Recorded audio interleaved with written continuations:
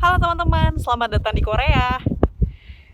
Saya hari ini akan ngobrol-ngobrol dengan teman-teman tentang Global Korean Scholarship. Tapi mungkin ngobrolnya di dalam aja kali ya, karena di sini anginnya gede banget dan lagi dingin banget. Halo teman-teman, salam kenal. Nama saya Sarah. Saya penerima beasiswa Global Korean Scholarship tahun 2020. Sebelumnya saya ingin berterima kasih kepada Mas Romi karena atas kesempatannya saya bisa ada di sini bercerita kepada teman-teman mengenai pengalaman saya mendapatkan beasiswa ini. Dan saat ini saya sudah tinggal di Korea, di Busan selama 6 bulan. Saya sedang menempuh pendidikan bahasa Korea saya di Busan University of Foreign Studies. Dan dalam 6 bulan ke depan, saya insya Allah akan melanjutkan studi saya di Kangwon National University, jurusan Science Education. Adapun sebelumnya, saya telah menempuh pendidikan S1 saya di Universitas Pendidikan Indonesia atau UPI Bandung, jurusan Biology Education. Dan singkatnya, GKS atau beasiswa yang saya dapatkan ini adalah beasiswa yang diberikan oleh pemerintah Korea untuk mahasiswa-mahasiswa internasional. Adapun informasi mengenai beasiswa ini dapat teman-teman peroleh di studiinkorea.go.kr.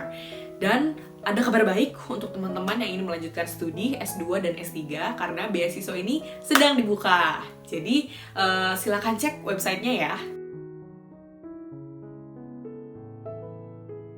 Jadi, kalau misalnya teman-teman sudah membuka website studiinkorea.go.kr, teman-teman bisa pergi ke halaman notis, di mana di halaman notis ini terdapat file yang sangat penting, yaitu adalah file guideline. Jadi, di dalam file guideline ini terdapat informasi-informasi penting mengenai kuota, lalu syarat-syarat, persyaratan, dokumen-dokumen yang harus disiapkan, dan bagaimana dokumen-dokumen itu harus disiapkan. Juga informasi mengenai universitas dan jurusan apa saja yang teman-teman dapat daftarkan. Karena memang tidak semua jurusan atau universitas terdaftar dalam GKS, jadi saya harap teman-teman dapat memastikan kalau jurusan dan universitasnya terdaftar dalam GKS.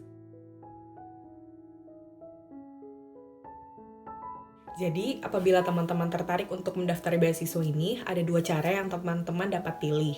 Yang pertama, teman-teman bisa mendaftar dalam jalur embassy, di mana teman-teman harus mengirimkan dokumen yang telah teman-teman siapkan ke Kedutaan Besar Korea Selatan di Jakarta. Lalu yang kedua adalah jalur University Track, di mana teman-teman mengirimkan dokumen teman-teman langsung ke universitas di Korea Selatan. Nah, mungkin teman-teman jadi penasaran kan gimana sih bedanya mendaftar lewat jalur embassy dan gimana sih bedanya mendaftar lewat jalur kedutaan. Kalau misalnya teman-teman tertarik untuk mendaftar lewat jalur kedutaan, teman-teman dapat mendaftar ke 3 universitas di Korea Selatan. Karena teman-teman mendaftar ke 3 universitas di Korea Selatan, maka dokumennya pun harus lebih dari 1. Jadi kalau teman saya yang sudah keterima di sini lewat jalur kedutaan, dia itu tahun lalu menyiapkan 1 salinan dokumen asli dan 3 salinan dokumen kopiannya. Dan perbedaan lainnya mungkin ada pada tahap seleksi.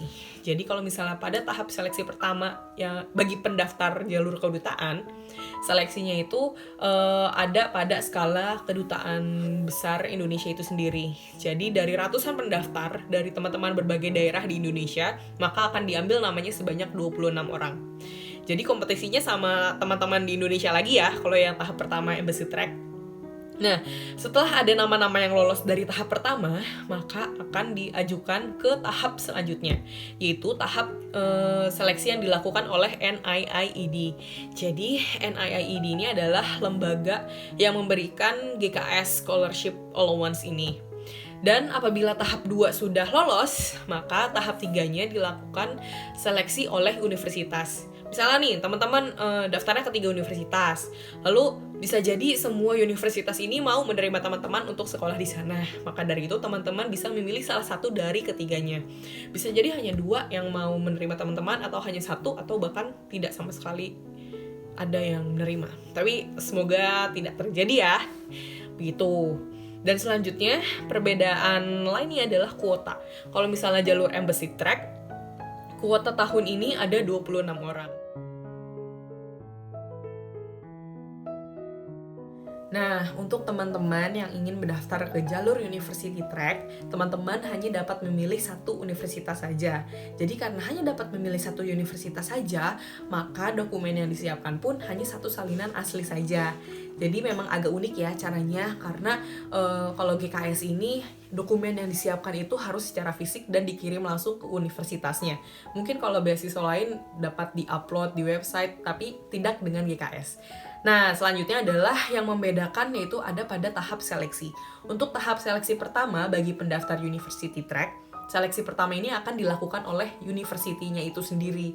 Jadi, saingannya siapa aja nih? Saingannya adalah orang-orang yang mendaftar ke universitas tersebut, terutama orang-orang yang mendaftar ke jurusan yang sama di universitas tersebut.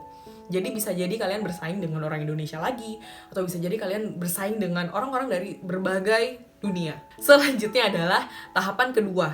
Tahapan kedua ini diseleksi oleh NIIED. Nah, menurut saya ini kebenaran memang mendaftarnya itu waktu itu lewat University Track ya. Jadi, seleksi kedua ini adalah yang bikin saya paling deg-degan gitu. Karena mungkin dari satu universitas itu ada beberapa nama nih. Misalnya kalau di universitas saya sendiri itu dari tahap pertamanya itu waktu itu ada 30 nama. Dan ternyata di seleksi keduanya itu hanya sekitar belasan nama yang lolos. Mungkin sekitar 15. Jadi memang yang paling bikin deg-degan dan yang paling bikin kalau misalnya pas lolos itu wah alhamdulillah banget. Nah selanjutnya kalau misalnya jalur University Track tidak ada tahap ketiga nih. Jadi nanti pengumumannya langsung ada di final round.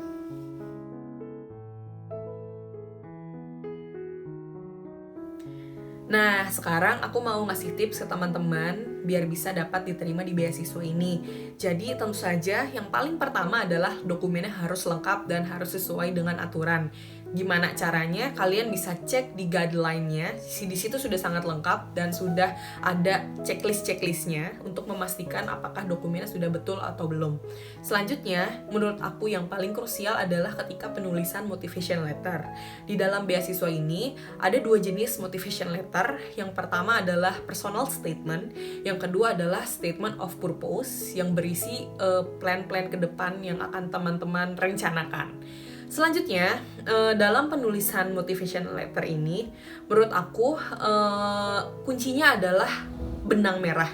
Jadi, teman-teman harus tahu apa saja sih hubungan antara apa yang sudah teman-teman lakukan ketika kuliah atau mungkin ketika bekerja. Jadi itu ada academic background dan ada professional background, dan benang merahnya antara apa yang teman-teman rencanakan, dan juga benang merahnya antara kenapa sih GKS dan kuliah di Korea ini dapat membantu teman-teman untuk mencapai rencana itu sendiri.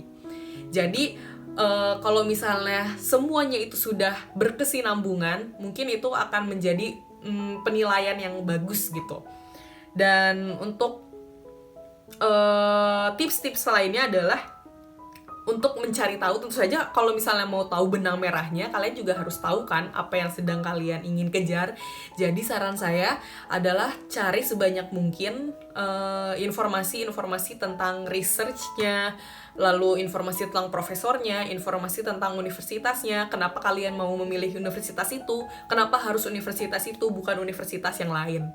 Jadi untuk memilih universitas itu sendiri gak hanya dari ranking ya, tapi kalian tuh yakin betul kenapa universitas ini dapat membantu kamu untuk mencapai goal kamu.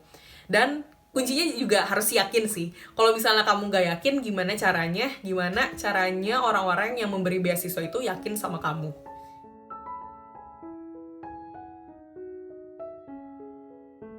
Jadi aku sendiri ketika menulis motivation letter, aku banyak menulis tentang pengalaman akademik backgroundku. Jadi aku menulis tentang pengalaman-pengalaman apa saja sih yang sudah aku lakukan ketika bachelor degree, lalu menceritakan sedikit tentang skripsiku juga, dan aku juga menceritakan tentang ketertarikan aku dengan research yang dilakukan oleh salah satu profesor di Kangwon National University. Jadi aku mengetahui beliau itu dari seniorku yang sebelumnya sudah berkuliah di jurusan yang sama dan di kampus yang sama. Lalu aku juga menulis pengalaman profesionalku aku sempat mengajar di salah satu sekolah di Bandung, dan juga aku menulis mengenai ketertarikan aku dengan Korea itu sendiri. Jadi kenapa sih aku harus kuliah di Korea, kenapa sih nggak di negara yang lain, dan kenapa sih aku harus kuliah di Kangwon dan bukan di kampus yang lain gitu. Jadi harus yakin ya teman-teman.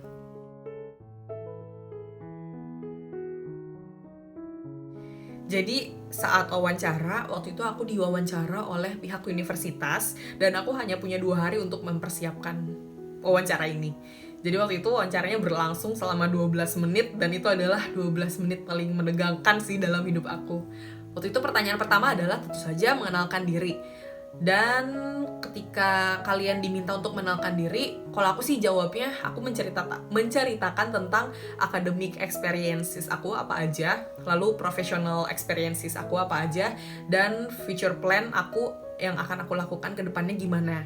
Itu sih yang aku utarakan ketika diminta untuk mengenalkan diri. Sebenarnya jawaban-jawaban ini sudah ada pada motivation letter kalian. Jadi usahakan apa yang kalian utarakan ketika wawancara itu bersinergi dengan apa yang kalian telah tulis di motivation letter. Lalu pertanyaan kedua adalah kenapa aku memilih universitas ini? Sebenarnya jawabannya sudah ada pada motivation letter aku. Jadi aku utarakan kembali kalau aku tertarik dengan research yang dilakukan oleh profesor di universitas tersebut. Dan pertanyaan ketiga adalah kenapa aku tertarik sama Korea dan kenapa aku mau kuliah di Korea. Jadi aku ceritakan tentang perkembangan education, karena aku majornya education ya, terutama science education. Jadi aku ceritakan tentang pandangan aku terhadap science education di Korea, dan juga jangan lupa ceritakan tentang ketertarikan kamu dengan budaya di Korea itu. Jadi waktu itu aku bahkan sampai bilang mama aku itu tiap minggu itu selalu buat kimchi loh sejak kita mengunjungi Korea di tahun 2018. Dan saat aku bilang kayak gitu, examinernya langsung pada oh iya, oh ya. Jadi kayak ya kita bikin impresi yang bagus kalau misalnya kita menyukai budaya orang Korea. Gitu. Oke teman-teman, sekian penjelasan saya tentang Global Korean Scholarship. Semoga teman-teman yang mendaftar diberi kemudahan dan bisa lolos dan kita ketemu bareng-bareng di Korea. Kalau gitu jangan lupa like, subscribe, dan komen, dan sampai ketemu.